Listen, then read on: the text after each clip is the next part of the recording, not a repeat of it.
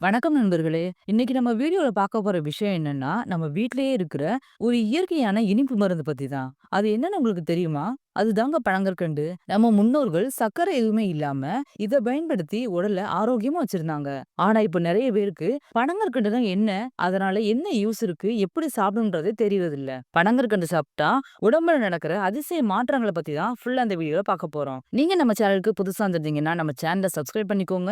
கூடவே bell ஐகானையும் click பண்ணிட்டு all option select பண்ணிக்கோங்க.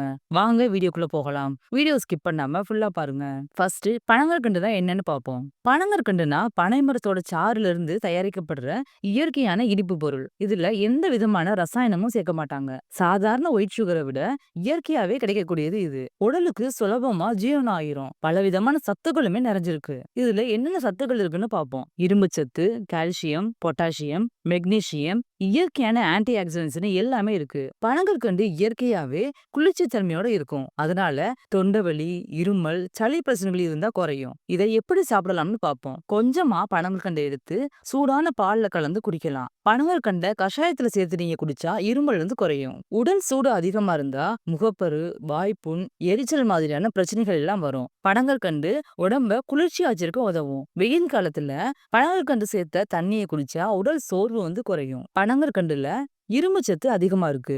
இது ரத்த அளவை அதிகரிக்க உதவும். உடல்ல பலத்தை கூட்டும். உடல் சோர்வை குறைக்கிறதுக்கு உதவும். குறிப்பா பெண்கள், மாணவர்கள், வேலைப்பளு அதிகமா உள்ளவங்க சாப்பிடுறது நல்லது. சாப்பிட்டதுக்கு பின்ன கொஞ்சமா பனங்கற்கண்டு சாப்பிட்டா வயிற்று எரிச்சல் இருந்தா குறையும். ஜீரணம் சீராகும். மலச்சிக்கல் குறையும். இதனால வயிறு லேசா இருக்கும். பனங்கற்கண்டுல கால்சியம் அதிகமா இருக்கு. அதனால எலும்புகள் பலப்படும். மூட்டு வலி குறையும். வயசானவங்களுக்கு ரொம்பவே நல்லது. பால்ல பனங்கற்கண்டு சேர்த்து குடிக்கிறது எலும்புகளுக்கு ரொம்பவே நல்லது. சாதாரண ஒயிட் சுகர் வந்து உடனடியே சக்தி கொடுத்தாலும் அது நீண்ட நேரத்துக்கு நிலைச்சிருக்காது. ஆனா பனங்கற்கண்டு சாப்பிட்டா இயற்கையாவே சக்தி தரும். உடல் சோர்வை குறைக்கும். நாள் முழுக்க புத்துணர்ச்சி தரும். காலையில நேரத்துல பனங்கற்கண்டு சேர்த்த பால் குடிச்சா உடல் வந்து சுறுசுறுப்பா இருக்கும். பனங்கற்கண்டுல ஆன்டி ஆக்சிடென்ட்ஸ் அதிகமா இருக்கு. அதனால ரத்தத்தை சுத்தப்படுத்தும். தோலை ஆரோக்கியமா வச்சிருக்க உதவி செய்யும். முகப்பரு குறைய உதவும். பனங்கற்கண்டை எப்படி சாப்பிடணும்னு பார்ப்போம். பனங்கற்கண்டை பால்ல சேர்த்து குடிக்கலாம். கஷாயத்திலையும் சேர்த்துக்கலாம். இல்லைன்னா சூடான தண்ணியில கலந்து கூட நீ குடிக்கலாம். வெறும் பனங்கற்கண்டை கொஞ்சமா ஒரு நாளைக்கு